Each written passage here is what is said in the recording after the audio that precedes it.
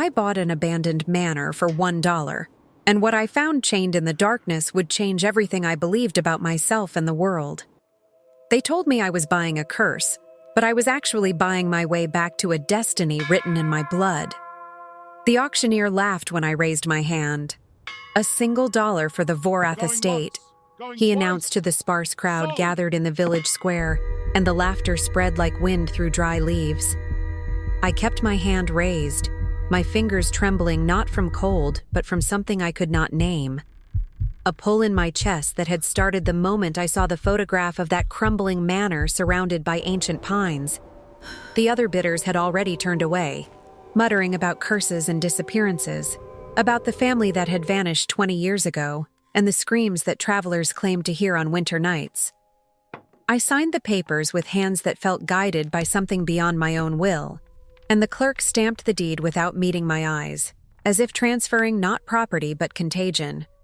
I had spent 6 years cleaning other people's homes, scrubbing floors in summer cottages and polishing silver in estates where the owners never learned my name. Morella, the maid. Morella, the orphan. Morella, the quiet one who worked double shifts and never complained. I had saved every coin I could spare, dreaming of a place that belonged to me alone, walls that would hold my silence without judgment. The Vorath Manor was not what I had imagined, but when I stood before its iron gates on that gray December morning, snow beginning to fall like a whispered secret, I understood that imagination had never been the point. Something had called me here. Something was waiting. The gates groaned open at my touch, though they should have been rusted shut after 2 decades of neglect. The path beyond was overgrown with skeletal brush and drifts of snow that reached my knees in places. But I walked forward as if following a thread only I could see. The manor rose before me like a sleeping beast, its stone walls dark with age and weather, its windows like hollow eyes watching my approach. Ivy had claimed the eastern tower, dead now in winter, but still clinging with the memory of life. The front doors stood slightly ajar, and from within came the scent of dust and something else, something wild and ancient, like the deep woods after rain. I stepped inside and the cold followed me, settling into my bones as I moved through the entrance hall. Dust covered everything in a gray shroud, furniture draped in moth-eaten cloth, a grand staircase climbing into shadow. Portraits lined the walls, faces I did not recognize but felt somehow familiar. Men and women with sharp features and eyes that seemed to hold light even in the dimness. I walked past them slowly, my footsteps echoing in the silence, until I reached a corridor that branched toward the back of the manor. The pull in my chest grew stronger there, almost painful now, drawing me forward through rooms filled with abandoned belongings, books scattered on floors, chairs overturned as if in sudden flight. The door at the end of the corridor was different from the others. It was reinforced with iron bands and carved with symbols I had never seen before, spirals and crescents and shapes that seemed to move in my peripheral vision. My hand reached for the handle before my mind could protest, and the metal was warm against my palm, impossibly warm in this frozen place. The door swung open onto a staircase descending into darkness, and I took the first step down without hesitation, as if my body remembered a path my mind had never known. The chamber at the bottom was lit by a pale glow emanating from the walls themselves, from veins of crystal embedded in the stone that pulsed with soft luminescence. And there, in the center of that underground room, I saw him. He was kneeling on the floor, his wrists bound by chains that glinted silver in the strange light. His hair was dark and matted, falling across a face that was gaunt with suffering but still beautiful in a way that made my breath catch. He wore only torn remnants of what might once have been fine clothing, and his skin was marked with scars both old and new. But it was his eyes that held me frozen in the doorway, eyes that lifted to meet mine with an amber glow that was not human, that was not entirely wolf, but something caught between the two. "Do not be afraid," he said, and his voice was rough from disuse but carried an authority that filled the chamber like the tolling of a bell. I watched you walk through the gates. I have been watching since you raised your hand at the auction." The chains clinked as he shifted, and I saw the raw wounds beneath the silver where it burned his flesh. "I am Soren," he continued, "and this manor was my family's seat before they came with their silver and their hatred. I am what they fear. I am what they tried to destroy. I should have run. Every rational thought in my mind screamed at me to flee back up the stairs, to abandon this cursed place and return to the safe drudgery of my former life. But my feet carried me forward instead, across the chamber to where he knelt, and I found myself dropping to my knees before him, studying the chains that bound him. The symbols carved into the cuffs matched those on the door above, and when I touched the metal, a shock ran through me that was not quite pain and not quite recognition, but something between. "You carry the old blood," he said, and there was wonder in his voice now. Wonder and something like grief. No. The bloodline of the forest guardians. Our blood is the same. I thought it had died with the last of the winter priestesses. I shook my head, telling him that he was mistaken, that I was no one, just an orphan, just a maid. But even as I spoke, I felt the lie of my words, the warmth of the chains, the pull that had brought me here. The way the crystal light seemed to brighten around me as if in greeting. Thank you. The truth came slowly, in pieces he shared over the hours that followed as I brought him water from the frozen pump in the courtyard above, as I wrapped his wounds with strips torn from the dusty curtains. He told me of the hybrid kings, born of an ancient pact between wolves and the guardian women who protected the sacred forests. He told me of his family's reign, generations of alphas who walked between worlds, commanding the wolf packs and honoring the old ways. And he told me of the night the hunters came, a brotherhood of men who believed the hybrids were abominations, who slaughtered his parents and bound him in silver chains, enchanted with runes that drained his strength and prevented his transformation. 20 years he had been imprisoned here, kept alive by whatever scraps of power he could draw from the earth below, waiting for someone to find him, waiting for the chains to finally consume him entirely. "Why me?" I asked him as the winter sun set beyond the narrow windows high above. "Why did you call me here?" He looked at me then with those amber eyes that held centuries of memory, and he said that he had not called me, that the forest had. "The old blood recognizes its own," he explained. "Your ancestors guarded this land before the hunters came. Something in you remembers, even if your mind does not. The chains can only be broken by one who carries the guardian lineage, by one whose blood holds the blessing of the winter priestesses. I slept that night in the chamber beside him, unwilling to leave him alone in the darkness, wrapping myself in a moth-eaten blanket against the cold that seeped from the stone. My dreams were vivid and strange, filled with images of women in white moving through snow-laden forests, of massive wolves with eyes like moons running beside them, of an old woman with my own face whispering secrets in a language I almost understood. Protect our legacy. When I woke, the crystal walls were glowing brighter than before, and Soren was watching me with an expression that made my heart ache. The days that followed blurred together in a haze of purpose I had never known before. I cleaned what I could of the manor above, clearing paths through the debris, covering broken windows to keep out the worst of the cold.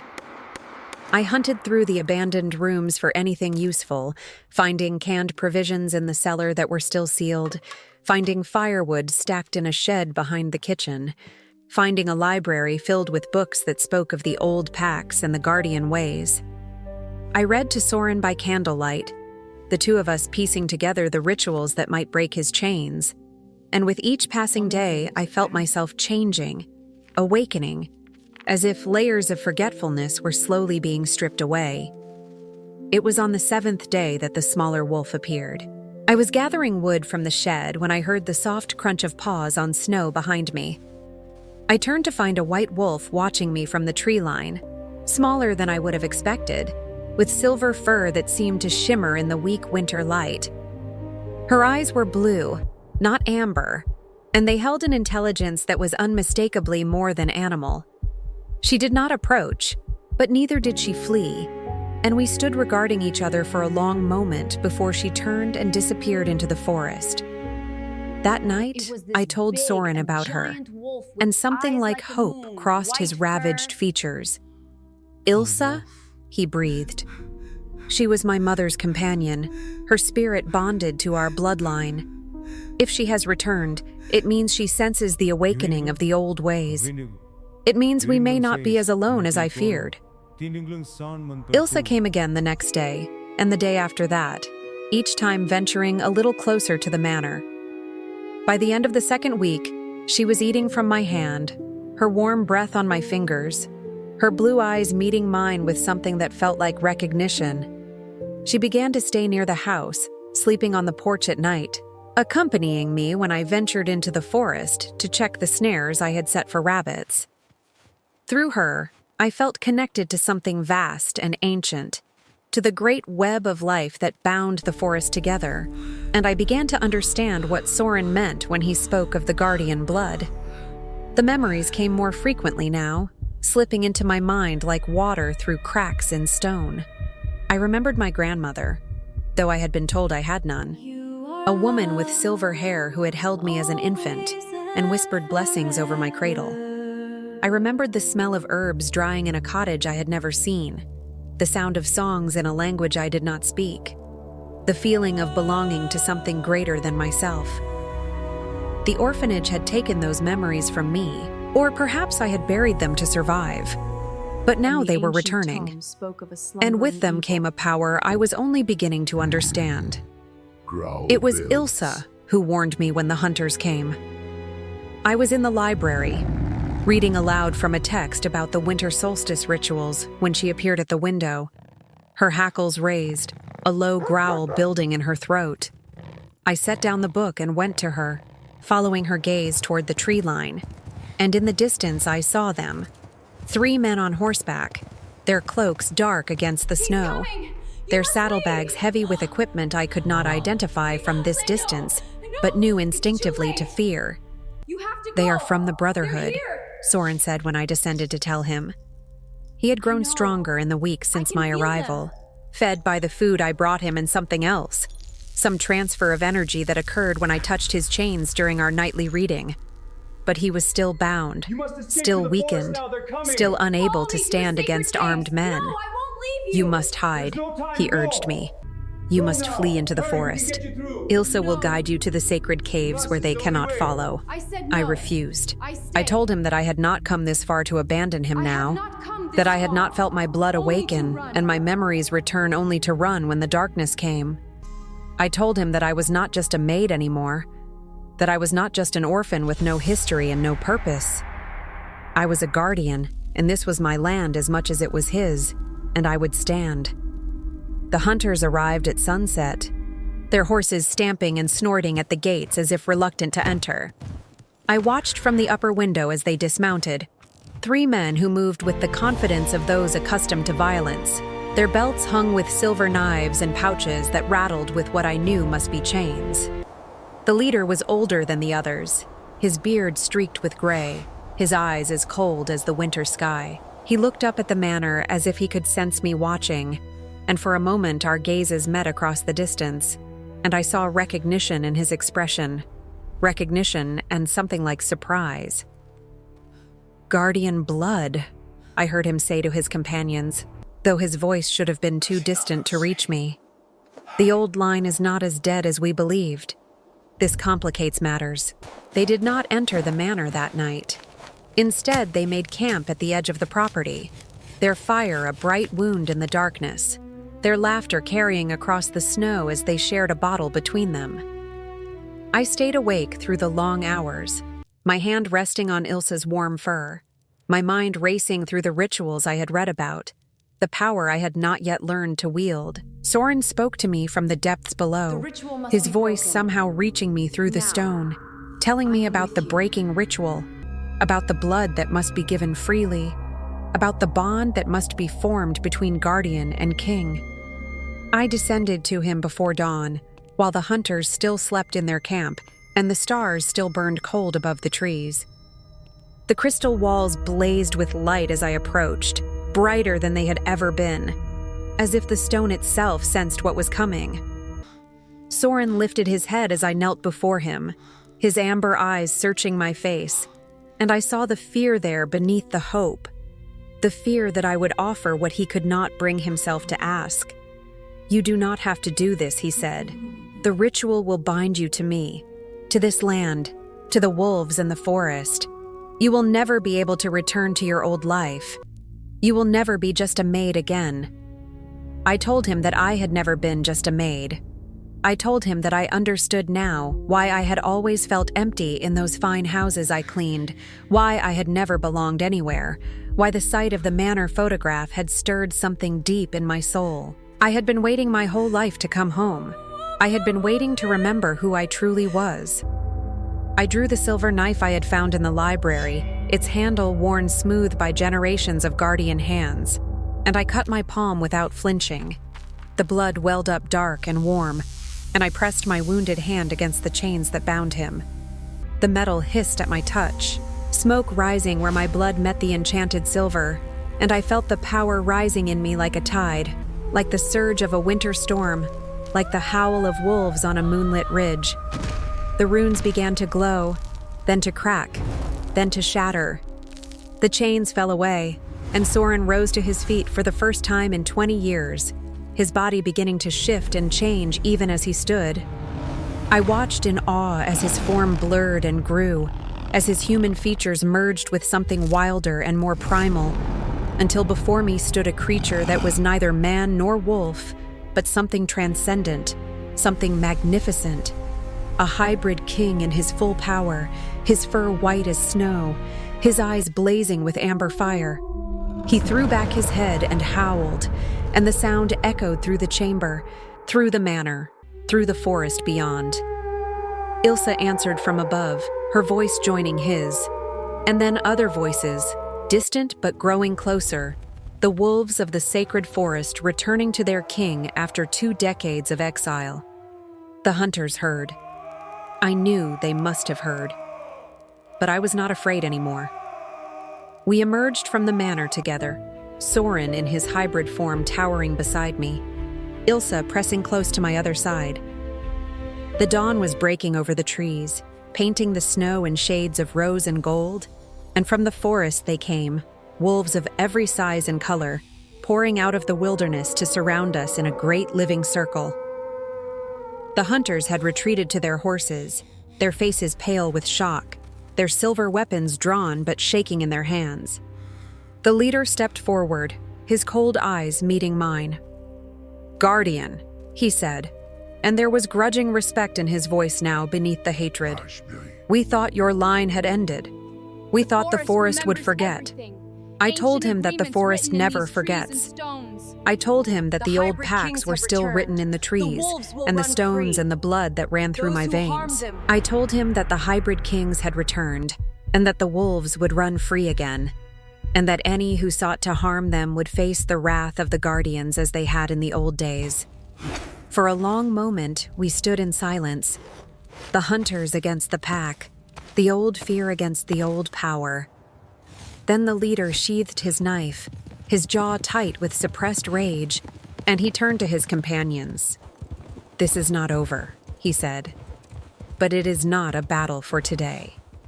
They rode away into the winter forest, their dark cloaks vanishing among the trees, and I knew he was right, that this was only the beginning of a longer struggle, that the Brotherhood would return with greater numbers and darker purposes. But for now, for this moment, we had won. The chains were broken, the king was free, and I had found my place at last. The weeks that followed were a time of rebuilding and remembering. Soren taught me to speak with the wolves, to hear their thoughts and share their senses, to run with them through the moonlit forest in a communion that filled my soul with joy I had never known. I learned to channel the guardian power through the land itself, to sense disturbances in the great web of life, to heal and protect and nurture. Ilsa became my constant companion, her blue eyes watching over me, her presence a comfort in the darkest hours. The manor came alive around us, rooms that had been cold and dead warming with fire and purpose. The gardens beginning to stir beneath the snow, the forest pressing close as if to embrace its long-lost children. Villagers who had once whispered about curses began to leave offerings at the gates, small tokens of respect for the guardian and her king. And though they still feared what they did not understand, that fear was tempered now by something older, something like reverence. On the night of the winter solstice, Soren and I stood together on the highest ridge of the property, looking out over the forest that stretched to every horizon. The wolves gathered around us in silent witness. He had taken his human form again, tall and scarred and beautiful, his amber eyes soft with an emotion that needed no words. He took my wounded hand in his, the scar from the breaking ritual still fresh on my palm, and he pressed his lips to it gently. "You saved me," he said, "not just from the chains, but from despair. I had forgotten how to hope. I had forgotten why any of this mattered. You reminded me." I told him that he had saved me too, that I had been as imprisoned in my old life as he had been in his chains, that finding him had been finding myself, and that whatever came next, whatever battles we would face, I would face them at his side, guardian and king, wolf and woman, bound by blood and choice, and something that felt very much like love. The wolves howled as the solstice moon rose full and silver above the trees, and I raised my voice with theirs, feeling the ancient power surge through my veins like liquid starlight. The forest answered our call, every tree and stone and frozen stream resonating with the energy of the solstice, with the reunion of guardian and king after so many years of separation. In the months that followed, word spread through the distant villages that the Vorath Manor was no longer cursed but blessed, that the white wolves had returned to protect the forest and all who respected its ancient ways. Travelers began to leave the old offerings again, honey and herbs and braided tokens at the crossroads, and the hunters of the Brotherhood retreated to their distant strongholds to plan and scheme. We knew they would return, but we also knew that we would be ready, that the pack would grow stronger, that more guardians might yet awaken from bloodlines long thought extinct. I often walked to the highest tower at dawn to watch the sun rise over the endless expanse of pine and snow, Ilsa beside me, Soren sometimes joining in his wolf form to press his great white head against my hip. I thought of the maid I had been, the orphan who had scrubbed floors and polished silver and dreamed of a place to call her own. I had bought a manor for $1, and I had found a king, a calling, a love that transcended the boundaries between human and wild. The abandoned halls now rang with life and purpose, and the forest whispered its approval in every gust of winter wind. I was no longer afraid, no longer alone, no longer the maid who cleaned other people's homes and dreamed of belonging somewhere. I was Morella of the Guardian blood, keeper of the sacred forest, bonded to the hybrid king who had waited in darkness for 20 years until destiny brought me to his door. And I was finally, irrevocably, home.